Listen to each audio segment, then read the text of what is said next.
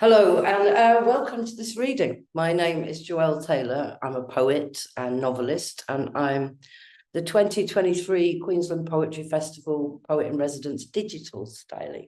So I live in the UK, in London, and I think with a bit of luck, I'll be coming out to visit Queensland so we can do some workshops actually live rather than just online, and do some performances as well, because I believe poetry is a way of connecting people, a little bridges between people. And with that in mind, I wrote this book called C+NTO and Othered Poems, C+NTO being a real word, meaning to narrate or tell a personal story, past singular historic, which is appropriate because the book is about, it's kind of part memoir, part magic trick. And it's the story of the butch counterculture in the wider queer scene in London, but in other cities as well, towards the late 80s and early 90s. And what we did and how we came together as a unified force and made the world in our own image. So we had our own bars and clubs. The clubs were also the places where we organized things, where we most of our political actions took place. So this book is kind of really a homage to all of that. It's a love letter, particularly to 4 butch women who inhabit the whole book, because I wanted to talk about the way that we as masculine presenting women are perceived and how we're kind of, I guess we're the biggest threat to patriarchy, if you like, because there's not one part of the butch woman that appeals to the male gaze in any way at all. So the book begins when a series of vitrines, which are display cabinets, glass display cabinets that you find in a museum and an art gallery, and they start to materialize across London, outside all of the old spaces where we used to play, where we used to find one another and navigate the night. So in one of the vitrines, there's the best night out dancing I ever had. In another vitrine, there's just a lit cigarette. There's a museum of first kisses. There's the Pretty Police, who any of you coming from the wider LGBT community will have heard of the Pretty Police. And they were police who go in and pretend to be gay into the toilets to arrest gay men. There's the bombing of the Admiral Duncan. So there's huge things that happened during my time on the LGBT plus scene, and very personal events as well. And I thought what I'd do, because I've got a little kind of 10, 15-minute reading, to do something I've not done before, which is just to read the full middle section of C+NTO, which is called Oh Maryville. And Maryville is an old dyke dive bar that's held within a snow globe. It makes sense if you read the book. So I'll just begin it. Scene 1. Exterior, night. A main road in London. LX1. Street lamps watch a woman pass and text each other. FX1. The sound of a door opening into a chest cavity. A lone woman walks briskly, head down, holding invisible bouquets. Ahead of her is a hunched building with its hands in its pockets, bracketed by gossiping fairy lights. LX2. A neon sign flashes its pink dilate.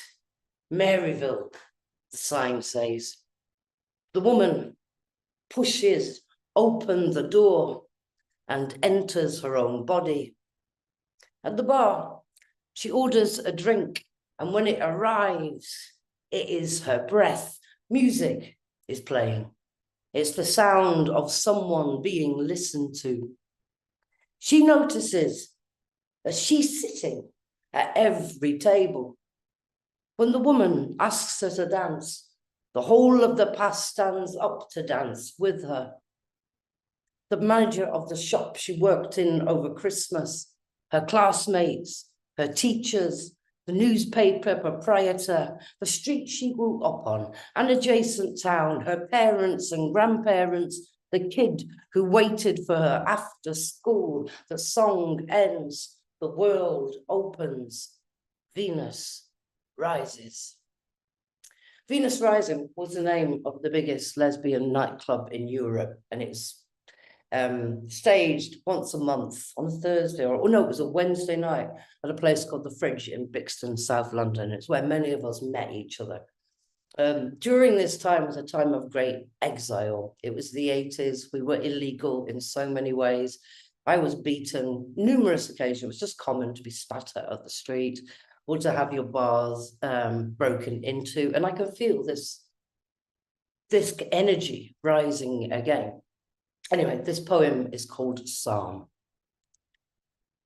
Oh, Maryville, song of loose shirt, you button-down boy, you thick rod of irony. Oh, Maryville, you sawn off miniskirt, you tights torn into choir. Oh, Maryville, oh, swagger, oh, keychain and denim. I am plural. Oh, Maryville, we dress as our greatest fears, we dress as ourselves. Oh, Maryville, the etymology of dyke. So many holes to fill. I knew your mother, saw them lower her body into her body, saw how she became cenotaph, the neighborhood children left flowers at Oh, Maryville. I remember your sister, how antelope she was, how she froze when she heard the first roar, how she fell into the of the roar. Oh, Maryville, the antelopes are eating the antelopes. Oh, my Maryville, forgive us their trespasses. Oh, Maryville, let us walk alone at night and let the night not follow us. Let us drink too much and awaken in each other's mouths. Let us be ugly. Let us unwash. Let us language. Our mouths are filled with men line dancing. Let us pass the half-smoked cigarette. Let us fatten. Let us leave our faces on the back seats of night buses. Let someone take a photograph not of us, but because of us. Let our limbs grow wild, our hair retreat, our hormonal seize. Let our breasts, let them. Let us inherit each other's teeth. Oh, Maryville, keep us alive this death. Keep us from prayer. Deliver us from ego. For thine are the body, the birthing and the burning forever and ever. Are you a man? A lesbian walks into a bar. Oh, holy church of Maryville, on our knees by Sunday, looking at our own skirts. The tables are a strange atoll, each with its own customs, but we share a root language.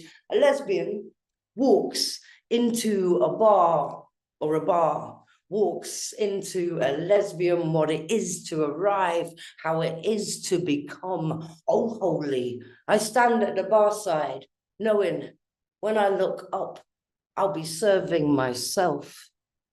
And when I am done, I'll take the drinks to a table where I am waiting. And later on, I'll give glad eye to a girl, and she will be me. Scene 2. Interior, night, Maryville. LX1, the orange of belief. FX1, the sound belonging makes. 3 elder butchers and a younger boy share a table. Maryville knows them all by name, pulls them to her breast. Dzilly, Angel, Jack Catch, Valentine. They conference the night. The evening swirls around them as though they are stones in a river. Sometimes other boys rest with them. Mostly they are architecture. The 4 friends know this room. The 4 friends are this room. LX2. Light narrows to a cartoon spotlight. And this is Valentine's entrance poem. Valentine is what's known as a stud, which is a black butch. And Valentine was also a leather stud. Remember, all the characters in this were real women who've died, because I want to talk about how we lived. but also how we die. Valentine is kind of the heartthrob of the book and in real life. Born, right body, wrong day. Valentine flicks her lighter in the corner of the club and white women flutter.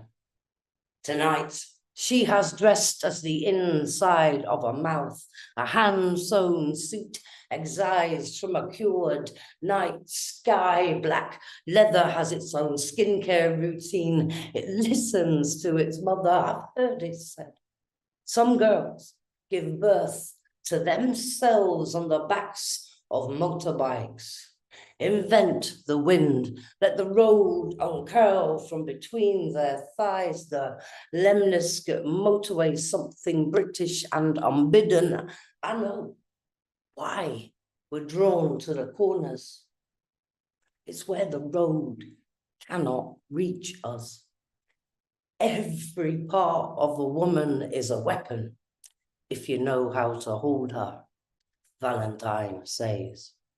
The corner flicks a morse, and in the dark, white hearts beat like moths against a headlight.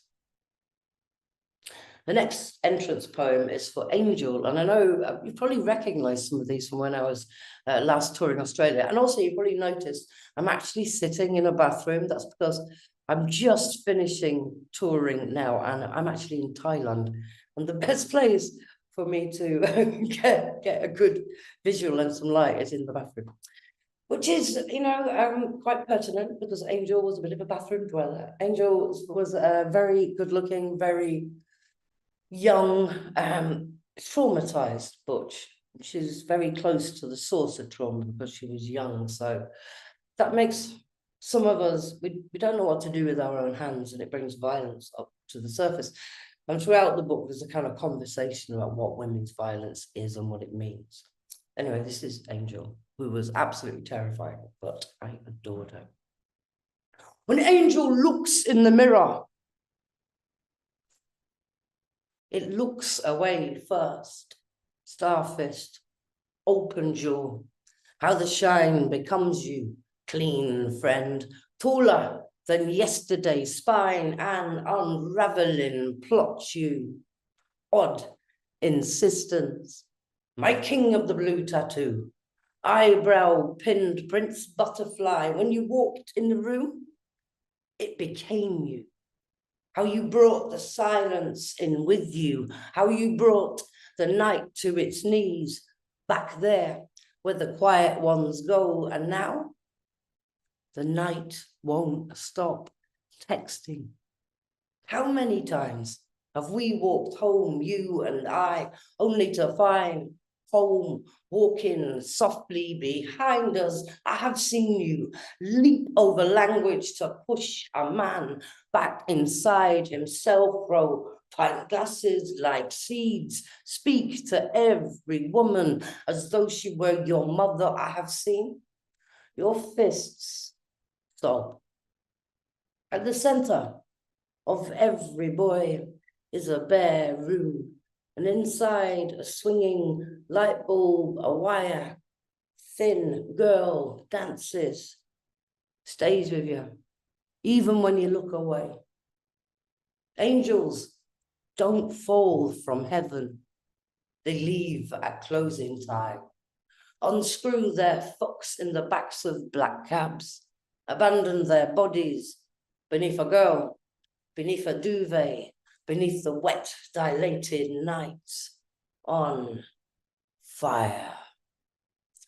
And I'm just going to do one more poem because I'm aware of time is racing on.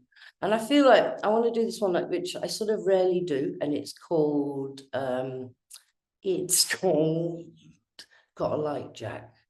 And the reason I want to do this is because, as some of you know, C+NTO is becoming a stage play, and it's using the actual poetry, but it's kind of crafted and fused together as though it's dialogue. And the actor who played Angel, an actor called Charlie Josephine, did this poem, and it was, you know, when you write something and then somebody else does it and you understand it for the first time. So I got a little bit addicted to saying this one, if I can even find it. Yeah, gotta like Jack. So what happens, without doing too much of a spoiler, yeah, Angel dies, basically. I mean, in the book, I don't know why I'm laughing. So this is called Gotta Like Jack, and you'll recognise that phrase as a pickup line between butches and femmes. I'm wondering if after I walk into the light, I will be met by myself, that dead part of me, or whether it will be the dog who loved me, whose name I can't remember. I was once bitten by a woman so hard that I popped out of my skin like, I want to say mango, because they are poem fruit, but it was more like that time Angel went in without thinking one Sunday afternoon after the afterward and the fictional condom split. This is a gay bar, not the Caribbean, though we are certainly birds of paradox, and the broken cistern might be a waterfall, and the elocution of women fucking might be something edging closer to the beach with tide in its teeth. I never open my mouth when I smile. Don't want to fall out. An empty bed swings in my chest. Is death like running onto the pitch? Will I be there in the center of the field, arms open like club doors, asking me to love me? Thank you very much, all of you, for listening into my strange reading in the bathroom. I'm really looking forward to meeting all of you properly and developing a strong relationship to help your work find the spaces it needs to get into. As you know, poetry is like water. It becomes the vessel that holds it, the shape of the vessel that holds it.